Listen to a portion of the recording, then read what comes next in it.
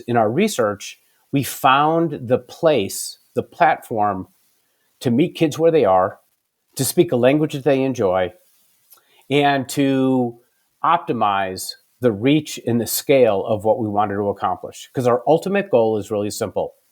It's to ensure that as many people around the world have the skills they need to thrive and grow. It's really that simple. That's what we do. We do it through that virtual lens of esports.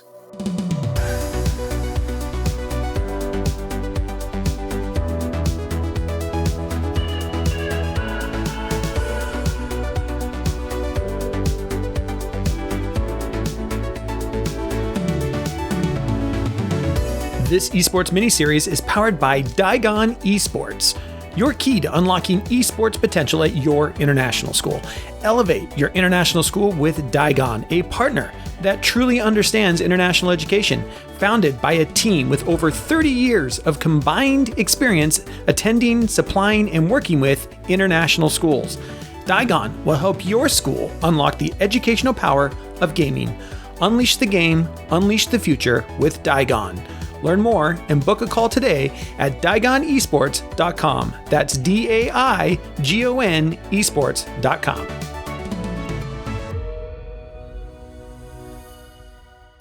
All right, welcome back to another episode of Shifting Schools. I'm so excited to continue our conversation here around esports in education, specifically in K-12, but also starting to talk about what this looks like at the collegiate level as well. I'm excited to have my guest with me here today, Gerald Solomon from the NASEF Foundation, which stands for Network of Academic and Scholastic Esports Federation. Gerald, you're the founder and executive director of this. Talk a little bit about how this came to be and how did you start this foundation, this federation? Sure. Well, first, Jeff, thanks. And to everyone out in the audience, I hope you find this informative and helpful. And if you want to know more about us, we're a nonprofit. We're global, and our website's easy, nasef.org. How it got started? Interesting. It's kind of a long story, but I'll entertain you for hopefully a little bit. I was very fortunate that for 14 years, I ran one of the most premier and innovative family foundations in the world, Henry and Susan Samueli, the Samueli Foundation. Henry's the founder of Broadcom and a very, very large .com chip manufacturer. Sure. And I had the honor of being the CEO and the global director of their philanthropy. And as part of our work, we focused on STEM, STEAM education, and youth development. And during my time, I spent literally hundreds of millions of dollars of his money on youth programs, education programs around the country and around the world. And after about 10 years, we started to look at how can we continue to be innovative and really reach the kids that are disengaged, disenfranchised, uninvolved, et cetera. And I stumbled across this thing called esports. I knew nothing about it. I mean, I'm an old Tetris kind of guy. I mean, that's about it. And I stumbled upon it through UC Irvine because our offices were in Newport Beach, California. And I went to my principals and I said, you know what? This is an incredible opportunity. It, to me, is the perfect Trojan horse. But I don't want to play games. I don't want to teach kids how to play games. Your focus is around youth development, social emotional learning, STEM and skills development. How can we do this in a way that can reach these kids, get them to see things they otherwise wouldn't see because they're not exposed to it, or it's not in their family, whatever it may be, right, and give them an opportunity they otherwise wouldn't have. So I convinced the principals, Henry and Susan, to go ahead and give me some funding. And we created what was then known as Orange County High School Esports League. Okay. And we started with 26 schools. But we started differently. What I did was we gave a grant to the University of California and a grant to the Orange County Department of Ed, hundreds of thousands of dollars, and said, I want to do something different. I want to use esports as a magnet, but I want you to use it to teach kids STEM and STEAM education skills and career technology pathway opportunities.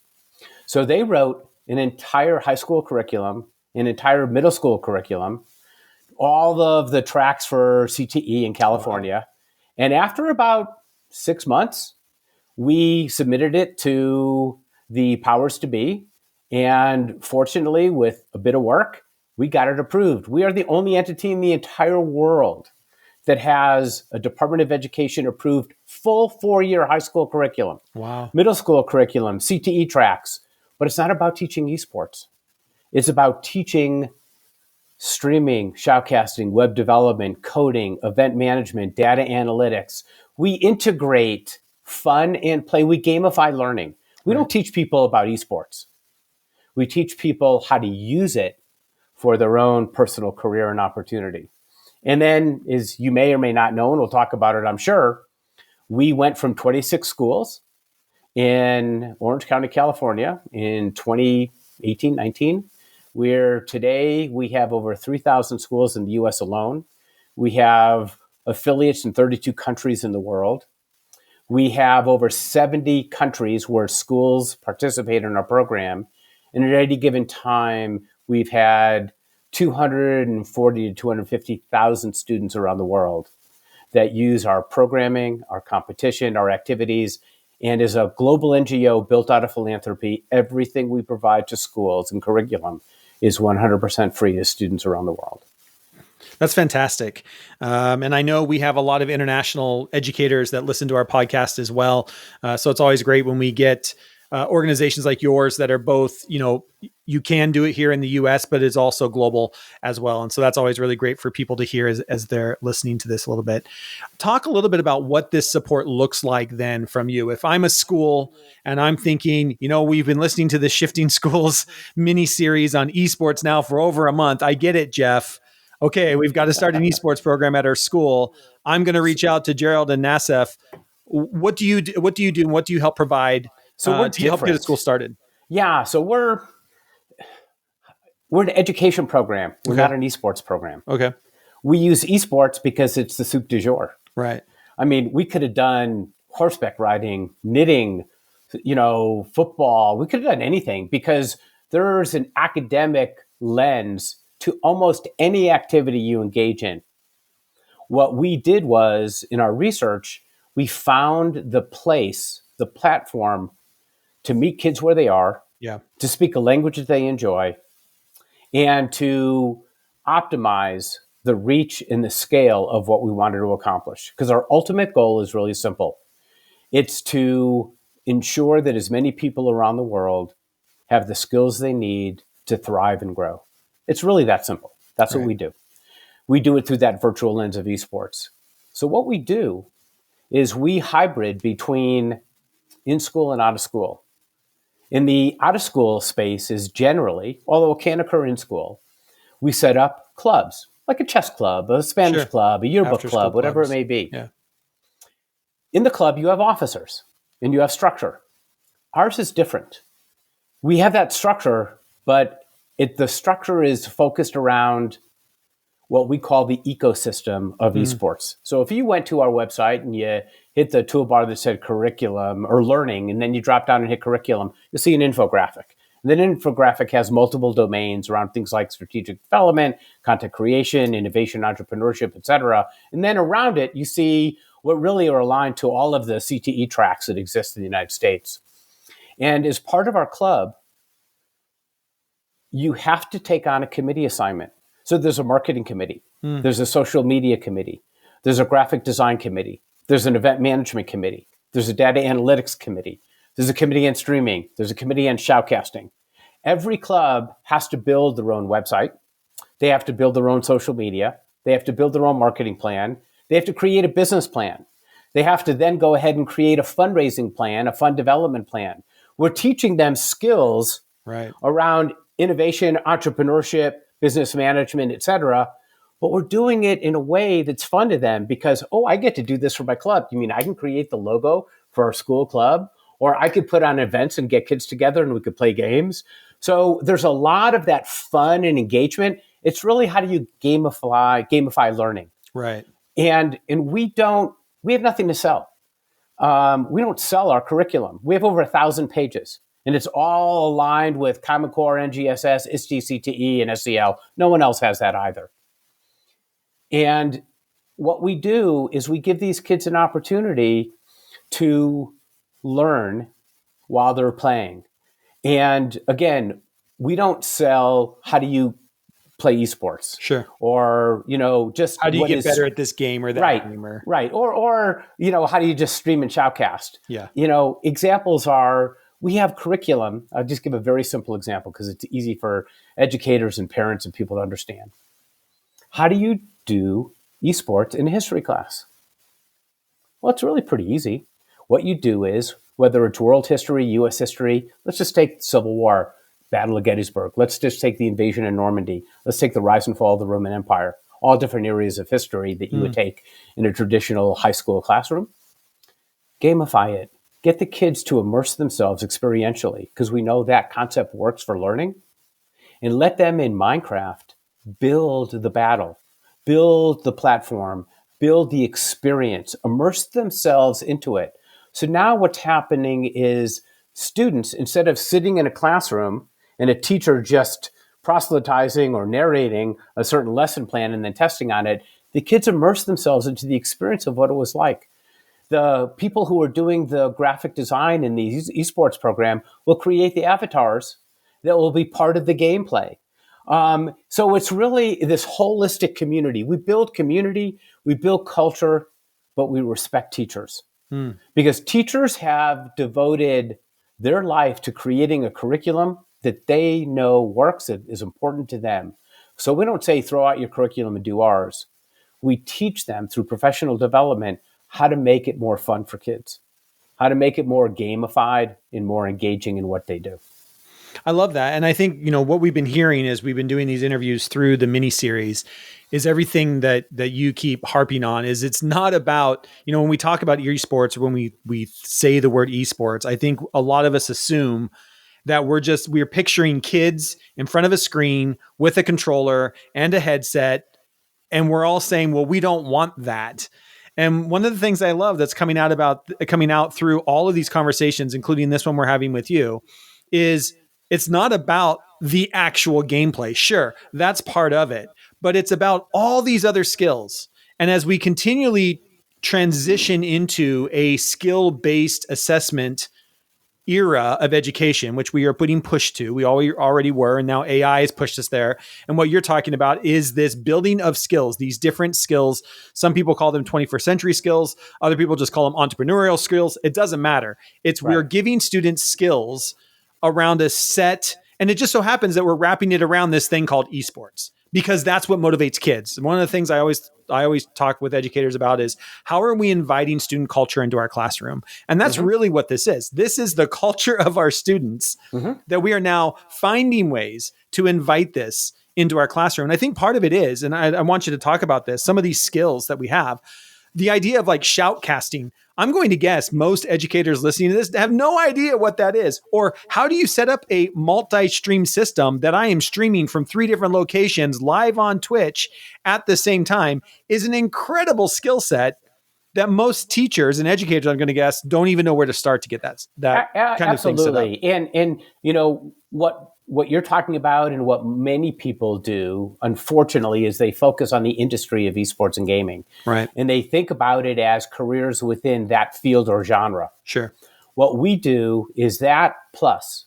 What we do is we say, if you can put on an esports competition on Twitch or on whatever platform you use, right, and you could talk to 50 schools and get 50 teams to play, and you could set up brackets, do you know that those skills are the same skills that event managers use at Marriott, Hilton, Hyatt, Boeing, Northrop Grumman, Dassault Systems, etc.? You now have a transferable skill, not only within the industry of esports, but outside of that. And then part of what we do, in addition to that exposure and opportunity, is we have the students build out digital portfolios, which is unique. And part of what happens is we see today, everything is so competitive, no matter what it is. Right. What's a differentiator? How is Jeff and Gerald different? We come into an interview, whether it's college or work, and we both come in with 4.0s, SAT scores at this, or these experiences. What's the difference between you and me? Well, if I come in with a digital portfolio, just like an artist would do when they're applying to art school or to drama school or whatever it may be, Let me show you the artifacts of my learning. Let me show you what I've created, what I've done. That's a big differentiator. Yeah, And absolutely. it shows both my skill set and all of the other components that are necessary that an end user, college, university, business entity, et cetera, wants to be able to see. If they can go in either school or workforce and not spend 12 to 18 months training and developing, but these are people who are skilled and capable Mm. of participating in so many different levels, then we've solved a huge problem in this pipeline and pathway as we try to redefine economic opportunities, communities to thrive and grow, et cetera. Our vision and our goal is very different. I'll give you an example. I'll be in Singapore soon, and we're training an international school program that has schools all over Southeast Asia. Mm-hmm. And we're doing it in a way to give kids an opportunity to be able to think about those economic challenges and issues that exist within their communities and country. Perfect example. Singapore imports 70% of all of its food. They have an ambitious goal of producing 50% of all their food by 2050. How are they going to do it? Yeah. They have to create innovation. They have to look at things differently.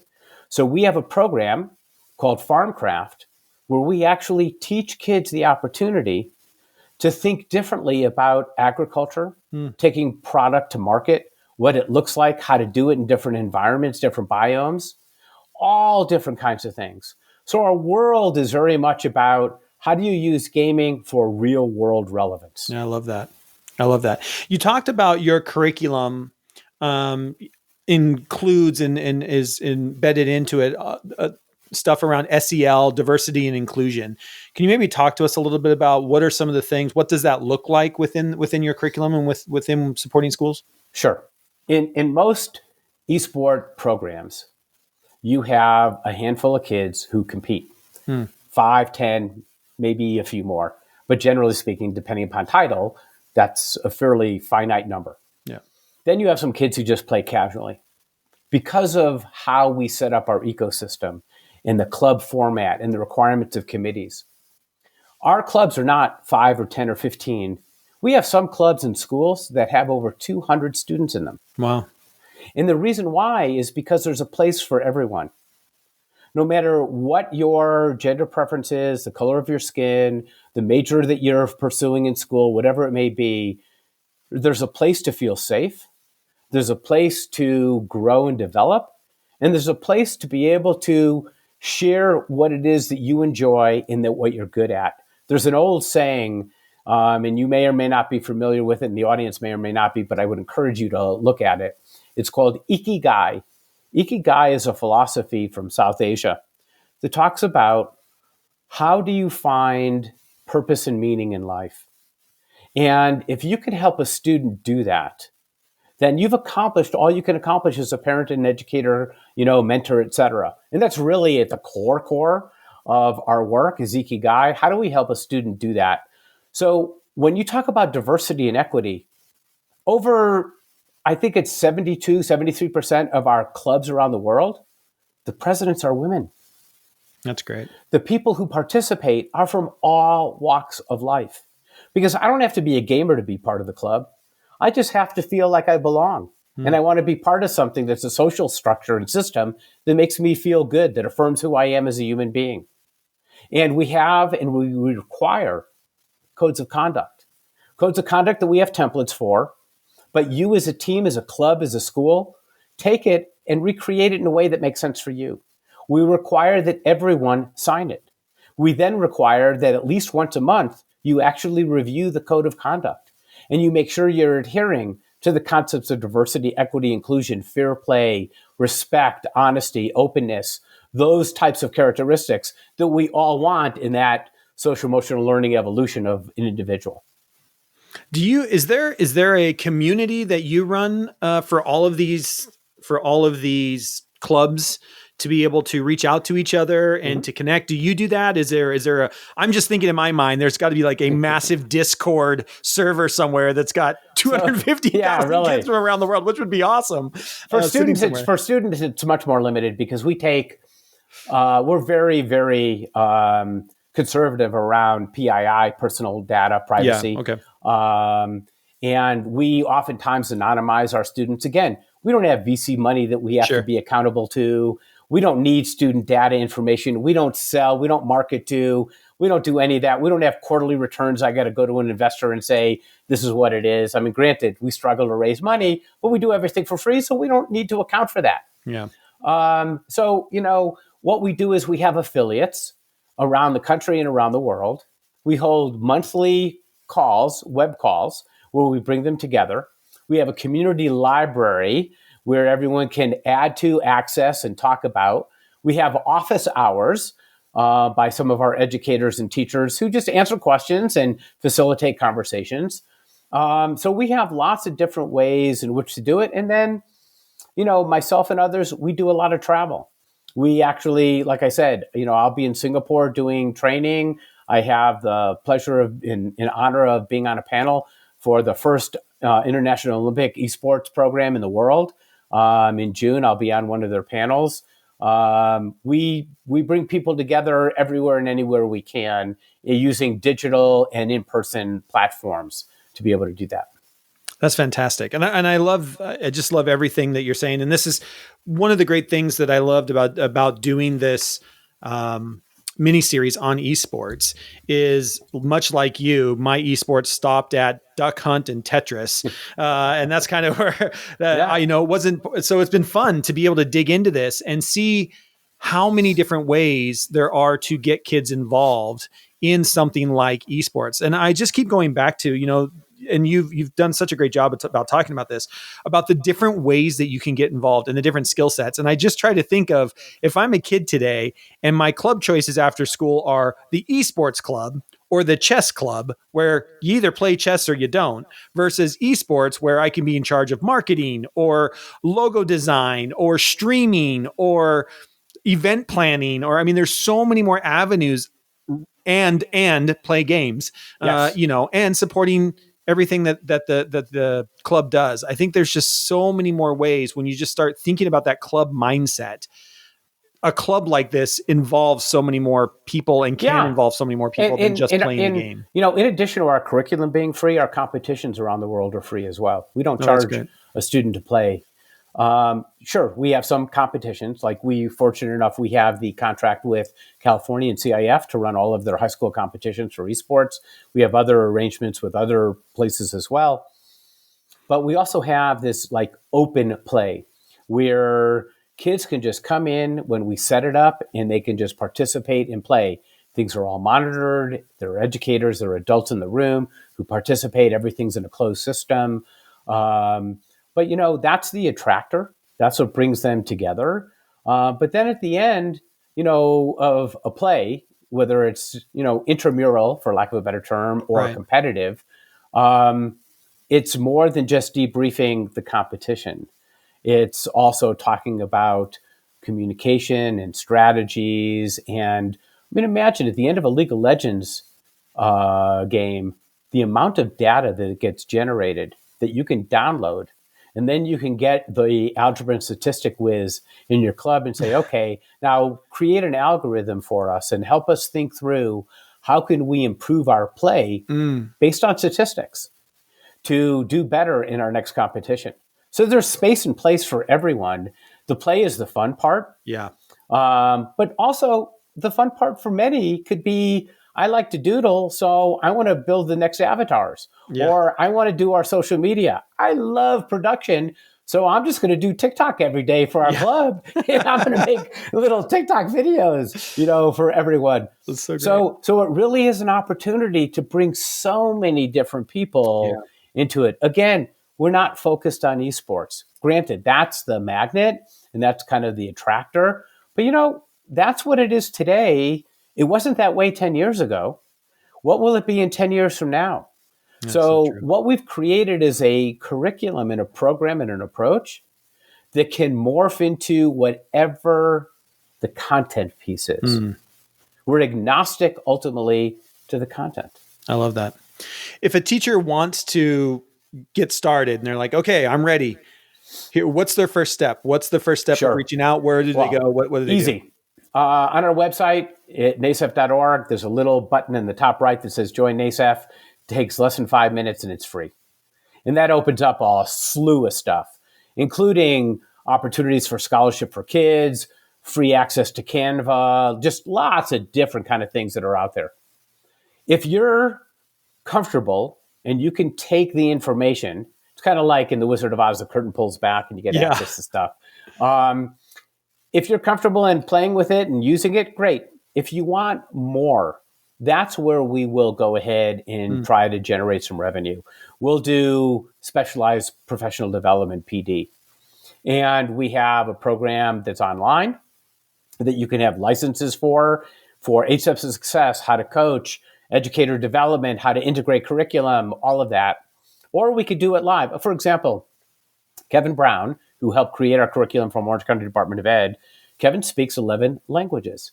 Freaks me out, but he speaks 11 languages. Wow. He is in demand, as you can imagine. In about 10 days, he's going down to Bogota, Colombia for us, and he's doing an entire training in Spanish. After that, he's going to Singapore with me, and then he's going to Japan, and he's going to do training for educators all in Japanese. So it's, you just adapt. And we're fortunate enough to have passionate people who can take this and use it in a different way to really help and adapt to local culture, local education systems. Everything is different, and you've got to be able to be adaptable that way. Yeah, awesome. Well, as we get ready to wrap this up, thank you so much. Again, we will have links to everything over in the show notes. That's nasef.org. That's NASEF.org. Click that join button and pull back the curtain and see all the resources. But before I let you go, I'd love for you to share a story that maybe you have from a school or a kid or just a great story for educators to just kind of leave them with around some of the things that you do and some of the things that this can do for kids. I'll share a couple. One, go to our website and look up something called Why We Game. We do something called Beyond the Game Challenge, which is not just title play, but we actually do contests and challenges and competition around logo design, web development, blogging, different things like that. We did a Beyond the Game Challenge where people had to go ahead and narrate in video and upload why they game and what it's meant to them in their life. It's an incredibly moving video. One of the stories from that is a young boy who never fit in and always felt ostracized and was very uncomfortable in his own skin. He started to play games and he realized that this was something that was of value to him. He subsequently was diagnosed with autism. And he realized that a lot of his insecurities and his challenges were physiological, just, things that he couldn't control, that were just part of who he was as a human being. He was able to take his interest in gaming and esports through us and excel not only in gameplay, but take on a leadership role in his school in an area where he wouldn't even have walked into a classroom to say hello to someone. He did it because this is what his passion is. He figured out how to manage and what to do. So that's one example. Another one that has always been touching to me was when we did our first competition. Well, actually, I'm going to tell two more stories. First competition was we had a mother and father from Vietnam who came to us at the end of the competition. And the mother literally was crying. And she said, I cannot tell you how meaningful this has been. We moved here. My son was 12 from Vietnam. He had an incredibly difficult time adapting socially and with English language. What you created in esports and as a NASEF club and gave him a safe space to be able to explore who he is, what his interests are. And he wasn't judged for his limitations, but he was a really good gamer. He became a key person within this club. And his parents said, my child learned more English in 6 months being part of the NASEF club than in the 8 years that he has lived here in the United States with us. Wow. And it's just absolutely remarkable. And then there was one more story I wanted to share, slipped my mind. But anyways, we have, the anecdotal stories are clear. I mean, they're all over. And the one thing that I didn't mention, Jeff, if I may, is we also are the only entity that went through a full 4-year IRB review and assessment. We gave a grant when I was with the Samueli Foundation to Dr. Steinkuhler. She assessed over 3,700 kids, 1,400 teachers over a period of 4 years. And all of that's been published. It's all IRB approved. Again, we're not about gameplay. Right. We're about how to use it for science and technology, engineering, arts and math development, and social emotional learning.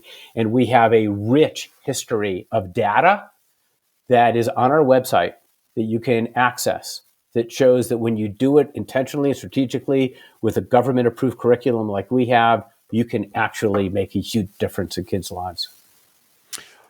Well, thank you so much. And I agree with you. There is, we all know this, that when you have an engaged kid and you can motivate kids through what engages them and make learning personal, there you see greater strides than you do any other day of the week.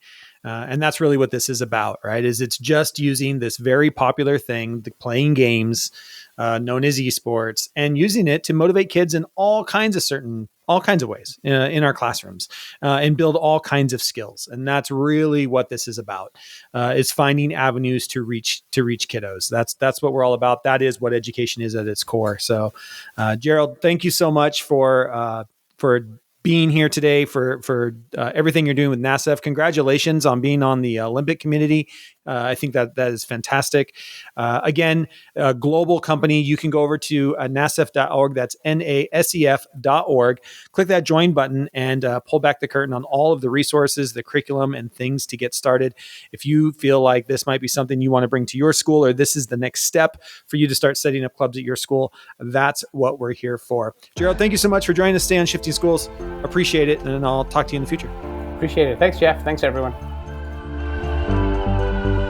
If you missed out on our sold-out 3-month generative AI cohort that started this month, don't worry, you can join our new cohort starting this September. So we hope that you join us from September through November and embark on a unique 3-month transformational journey hosted by myself and Trisha. Created specifically for educators, edtech professionals, and instructional coaches, this program is designed to bridge the chasm between traditional teaching methodologies and AI-enhanced learning. Together, we'll unravel the marvels of generative AI, demystifying its vast potential, and show you how it's shaking up the educational landscape. Learn how AI can create personalized educational content, provide meaningful feedback, foster dynamic student interaction, and deliver real-time learning for students. Here's what's in store for you. First, you get our live webinars. Each month, we'll host a 30-minute live webinar answering your unique questions, addressing your needs, and supporting your learning journey in real time. So stay tuned for the webinar schedule. You'll also receive generative AI resources. You'll receive a fresh, ready-to-roll resource every month built around one of our generative AI frameworks, empowering yourself to immediately apply the knowledge you're acquiring. Of course, you'll also get monthly updates and news reviews. Stay in the know with our concise review of the most critical updates and news items impacting education in the world of AI. Also, you'll get a list of curated tools, explore cutting-edge AI tools handpicked by us for their relevance in modern classrooms. It's time to revolutionize the way we teach. You also get monthly prompts. Each month, we will give you an inspired prompt where you have 3 different prompts. These AI-powered prompts are designed to spark your creativity, encourage you to explore, experiment, and innovate in fresh and exciting ways. Of course, there was also an asynchronous share via Slack, connecting with your cohort peers and us anytime, anywhere. Our optional Slack space offers a perfect environment for continuous knowledge sharing, feedback, and collaboration. To ensure that we're able to address each individual's needs and create a tailor-made learning experience, we're capping the cohort once again at 50 participants. So, what are you waiting for? Join us on this extraordinary journey. Let's revolutionize education together, one AI tool at a time. We expect this cohort to sell out fast as well, so don't wait and book your spot today. And remember to use that code SSPOD25 at checkout to save $25. Hope to see you in the cohort.